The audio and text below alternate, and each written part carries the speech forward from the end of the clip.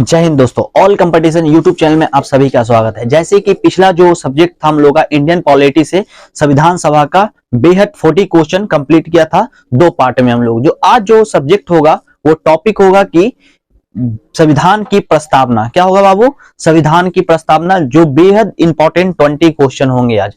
ठीक है, हम लोग आज क्लास स्टार्ट करने से पहले हम लोग का मोटिवेशनल स्टोरी होता है। जो मोटिवेशनल स्टोरीज के साथ हम लोग आज का भी क्लास स्टार्ट करेंगे। मोटिवेशनल स्टोरी ये होगा कि विनर वो होता है जो बार बार हारने के बाद, विनर वो होता है जो बार बार हारने के बाद एक बार और प्रयास करता है, वही सच्चा योद्धा होता है। ठीक है, इसी के साथ आज का क्लास स्टार्ट करेंगे हम लोग। जो भारतीय संविधान का प्रस्तावना होगा, जो फर्स्ट क्वेश्चन जो होगा प्रस्तावना से हमारा ये होगा, संविधान निर्माताओं ने किस पर विशेष ध्यान दिया? संविधान निर्माताओं ने किस पर विशेष ध्यान दिया था? तो प्रस्तावना पर। ठीक है, किस पर दिया था बाबू? प्रस्तावना पर।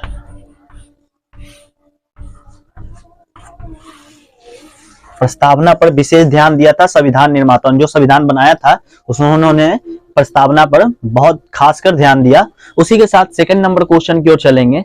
सेकंड नंबर जो क्वेश्चन है हमारा कि भारत में जनप्रिय संप्रभुता है, क्योंकि भारत के संविधान की प्रस्तावना होती है, संविधान की जो प्रस्तावना होती है किन शब्दों से स्टार्ट किया जाता है? ठीक है, शुरू किया जाता है। तो जो भारत की संविधान की जो प्रस्तावना थी वो जो स्टार्ट किया जाता था, हम भारत के लोग हैं। ठीक है, किन शब्दों से किया जाता है बाबू? हम भारत के लोग। ठीक है, हम भारत के लोग हैं। इसी प्रस्तावना के साथ आगे की ओर स्टार्ट किया गया संविधान। ठीक है, इसी प्रकार से हम लोग थर्ड नंबर क्वेश्चन की ओर चलेंगे। थर्ड नंबर जो क्वेश्चन है कि संविधान के किस भाग को उसकी आत्मा का आख्या दिया गया है? ठीक ना, किस भाग को आख्या दिया गया है? आत्मा की। संविधान की जो आत्मा है उसे कहा जाता है प्रस्तावना को। किसको कहा जाता है बाबू? प्रस्तावना को। ये भी बेहद इंपॉर्टेंट क्वेश्चन है। प्रस्तावना,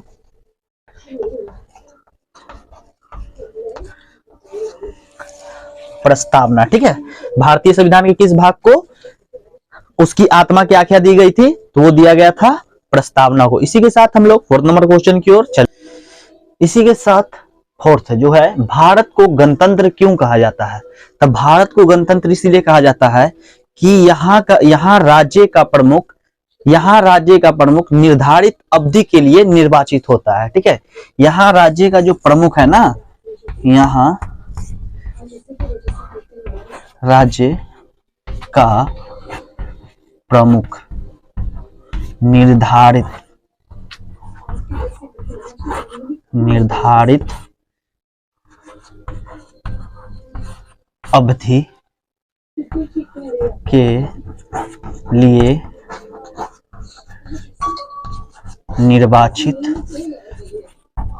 होता है। ठीक है, यहाँ राज्य का जो प्रमुख है बाबू वो निर्धारित अवधि के लिए निर्वाचित किया जाता है। भारत इसीलिए गणतंत्र कहा जाता है। ठीक है, ये नहीं है कि अगर कोई ऐसा सरकार बना दिया जाए जो पूरी राज्य को संभालता है, पूरी मतलब लाइफ टाइम, ऐसा कुछ नहीं है। इसीलिए यहाँ पर जो राज्य जो प्रमुख बनाया जाता है वो निर्धारित अवधि के लिए बनाया जाता है।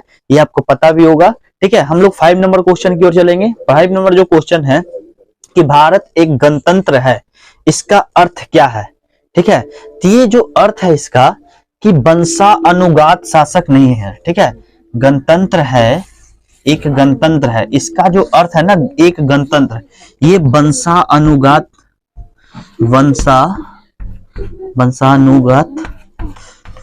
शासक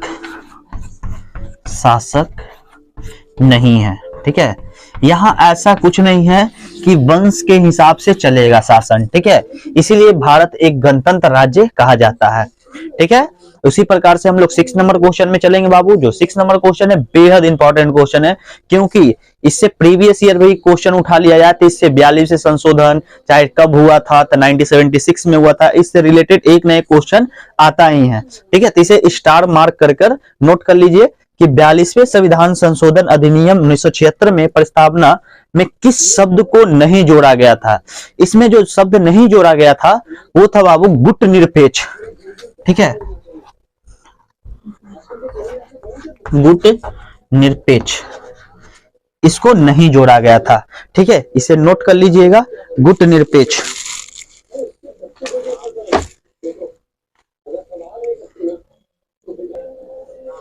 ठीक है, इसे नोट कर लिए। जैसे इसमें गुट निरपेक्ष को नहीं जोड़ा गया था, अब पूछा जाए कि इसमें जोड़ा क्या गया था, तो इसमें जो जोड़ा गया था धर्मनिरपेक्ष, ठीक है, एकता और अखंडता। ठीक है, और इसमें क्या जोड़ा था गया था बाबू, वो था हमारा समाजवादी। ठीक है, इसमें क्या जोड़ा गया था, समाजवादी जोड़ा गया था। ठीक है, ये जो तीन जोड़ा गया था, बट गुट निरपेक्ष को नहीं जोड़ा गया था। कौन कौन जोड़ा गया था, तो ये याद रखिएगा, धर्मनिरपेक्ष, ठीक है, गणतंत्र, ठीक है, गणतंत्र सॉरी, समाजवादी, एकता और अखंडता, ये तीन को जोड़ा गया था।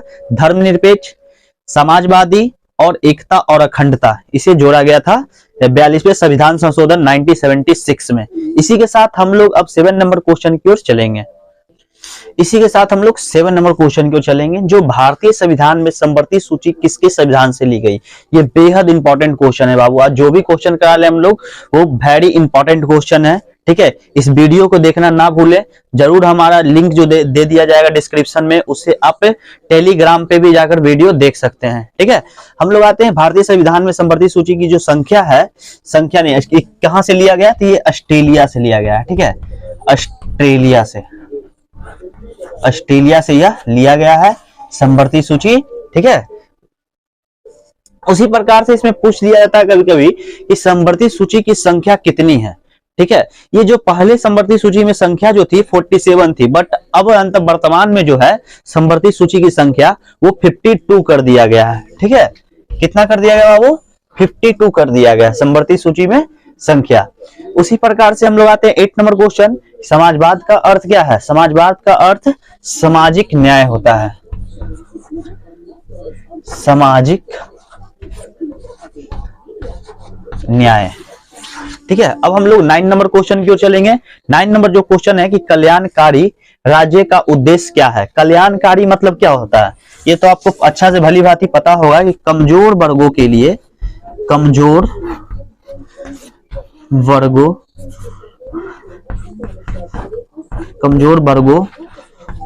का प्रबंध करना, प्रबंध कर कल्याण करना। ठीक है, प्रबंध करके क्या करना, कल्याण करना।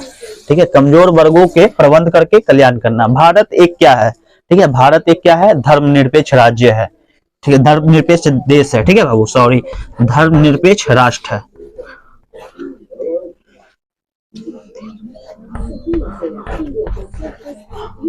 धर्मनिरपेक्ष राष्ट्र है।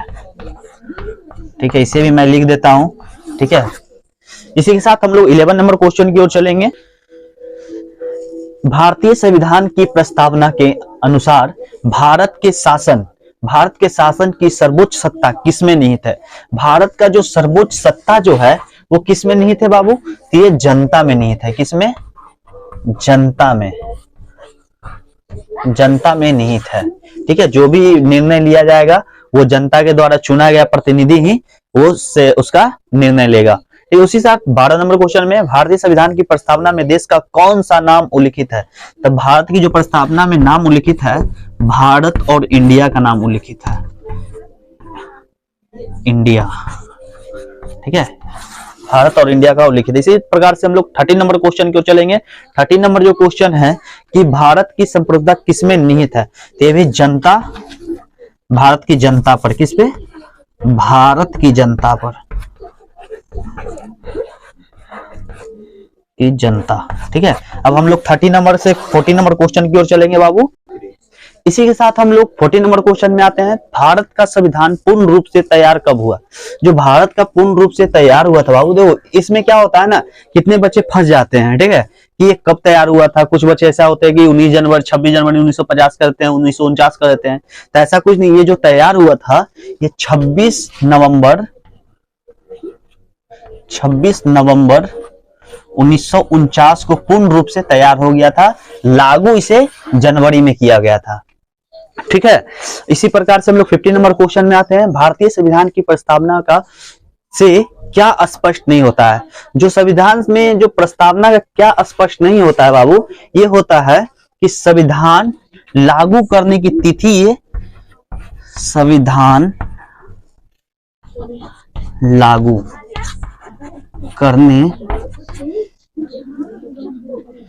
करने की तिथि, ठीक है, ये स्पष्ट नहीं होता है, किससे? भारतीय संविधान की प्रस्तावना से। उसी प्रकार से 26 जनवरी 1949 को अंगीकृत भारतीय संविधान की प्रस्तावना में कौन सा शब्द सम्मिलित नहीं किया गया था? ठीक है, 1949 में जो शब्द नहीं सम्मिलित किया गया था वो था समाजवादी, ठीक है, समाजवादी बाबू, इसे नोट कर लीजिएगा, बेहद इंपॉर्टेंट क्वेश्चन है। भारत के संविधान में प्रथम संशोधन कब किया गया? भारत के संविधान में प्रस्तावना, ठीक है, प्रस्तावना यहां लिख लीजिएगा, प्रस्तावना में प्रथम संशोधन कब किया गया था? तो प्रस्तावना में जो प्रथम संशोधन किया गया था बाबू वो 1976 में किया गया था, ठीक है, ये 1976 इसका आंसर है बाबू, ठीक है, ये इसमें ही है कि प्रस्तावना में प्रथम संशोधन कब हुआ था, इसका है, ठीक है, 1976 में। इसी प्रकार से हम लोग 18 नंबर क्वेश्चन की ओर चलेंगे। इसी के साथ हम लोग 18 नंबर क्वेश्चन में बाबू कि भारतीय संविधान ने किस प्रकार के लोकतंत्र को अपनाया था? ठीक है, किस प्रकार के लोकतंत्र को भारतीय संविधान ने अपनाया था? ये अपनाया था लोकतांत्रिक गणतंत्र का। किसका? लोकतांत्रिक